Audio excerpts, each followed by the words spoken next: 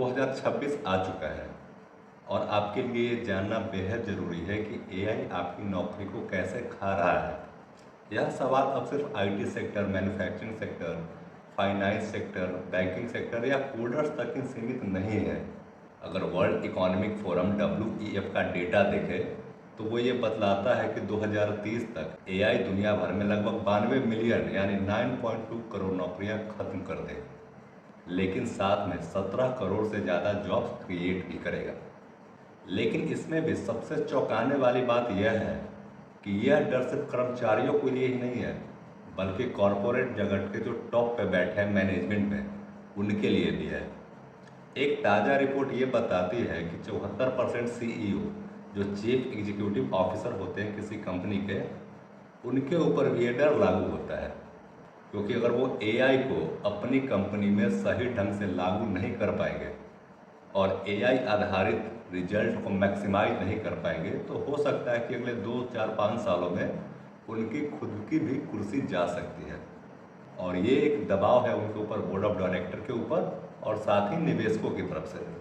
तो एक बात तो क्लियर है कि अगर एआई की विफलता अब सिर्फ एक प्रोजेक्ट की विफलता नहीं रह गई है, ये सीधे तौर पे कॉरपोरेट जगत के नेतृत्व के लिए कैरियर खत्म करने वाली विफलता बन चुकी है। लगभग 70% अधिकारी ऐसी खराब एआई रणनीतियों के कारण नेतृत्व परिवर्तन की उम्मीद कर रहे हैं, जो ये दिखाता है कि एआई अब बिजनेस चलाने का वैकल्पिक हिस्सा नहीं, बल्कि एक सर्वाइवल शर्त है जो आपको आनी ही आनी चाहिए। और कुछ दिन पहले ही एलन मस्क ने एक पब्लिक स्टेटमेंट में ये कहा था कि फ्यूचर में एआई और रोबोटिक्स इतने आगे हो जाएंगे, इतने एडवांस हो जाएंगे कि जॉब करना एक ऑप्शनल हो जाएगा किसी के लिए भी। मतलब अब हर काम जो एक ह्यूमन कर सकता है, एआई उसे करने में सक्षम है। लेकिन भारत में कहानी बहुत ही पेचीदा और इसके विपरीत है। यह सिर्फ नौकरी खोने के संकट से कहीं ऊपर है। यहाँ एक अलग ही प्रॉब्लम है। जैसे कि नीति आयोग का डेटा ये कहता है कि जब भारत के आईटी सेक्टर में 2 मिलियन लगभग 20 लाख नौकरियां खतरे में हैं, वही अगले 5 साल में 40 लाख नई नौकरियां भी पैदा होंगी।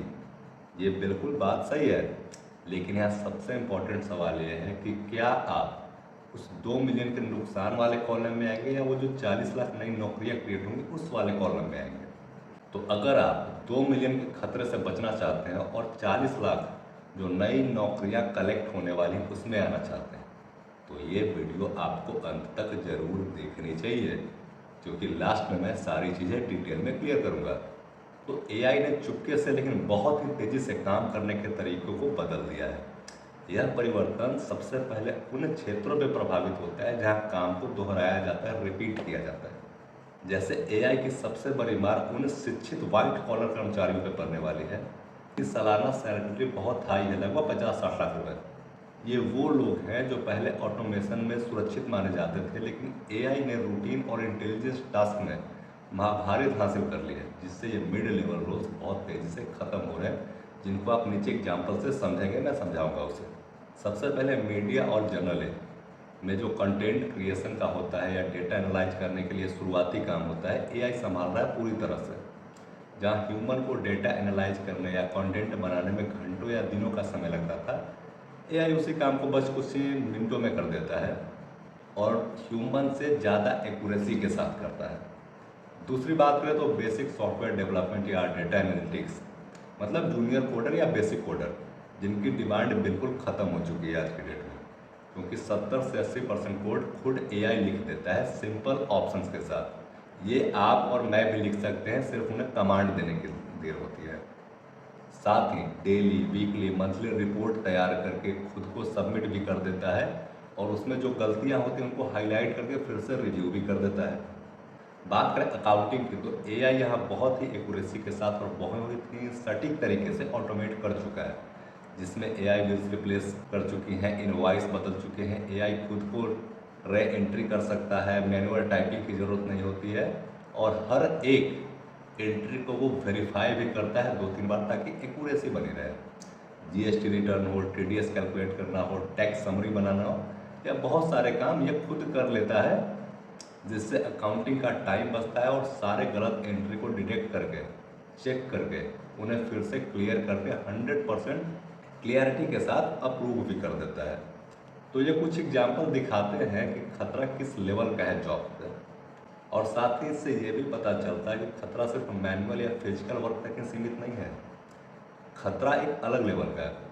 अब खतरा प्रोफाइल का भी है। यदि आप किसी भी काम को जो दोहराया जाता है, चाहे वो कितना ही जटिल क्यों ना हो, तो एआई उसे बहुत ही सटीक तरीके से कर लेता है। और अगर बात करें छंटनी की, तो अमेजोन और मेटा तो उसके उदाहरण है ही है।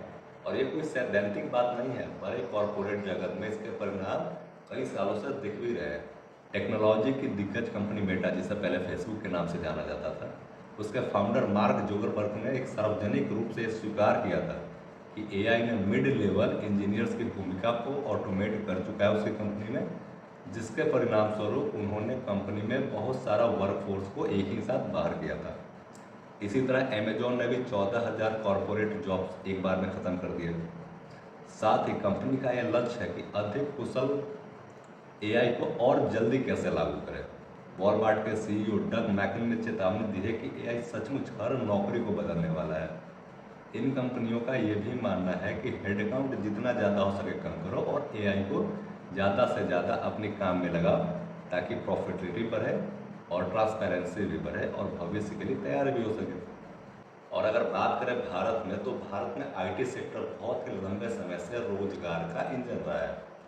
एआई के कारण सबसे अधिक दबाव में भी यही है, क्योंकि 2026 में भारत के लगभग 8 मिलियन आईटी नौकरियों में से 2 मिलियन की नौकरी पर एआई ने बहुत ज़्यादा असर डाला है, प्रभाव डाला है।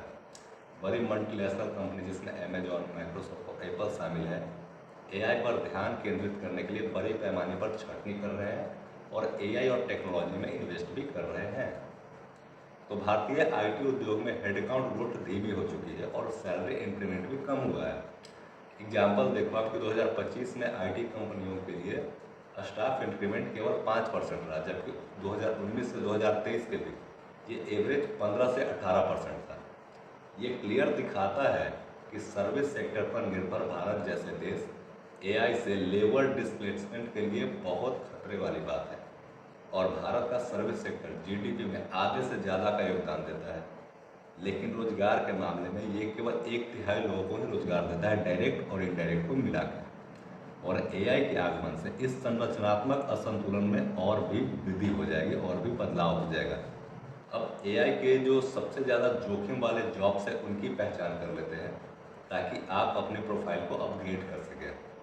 तो एआई से सबसे ज़्यादा जोखिम वाले जॉब्स जो रोल होंगे वो होंगे डेटा एंट्री और ऑपरेटर, टेली कॉलर या टेली मार्केटर, अकाउंटेंट्स या जूनियर और basic software developer, software tester, IT support, जो एनालिटिक्स होते हैं लेवल 1 की जॉब, वेबसाइट और ऐप डेवलपमेंट करने वाले, travel agent, warehouse workers, factory workers. ये वो जॉब्स हैं जो बहुत तेज़ी से हाई रिस्क जोन में जा रहे हैं, क्योंकि एआई इन्हें बहुत ही तेज़ी से, बहुत ही कुशलता से, बहुत ही सटीकता से रिप्लेस करता जा रहा है।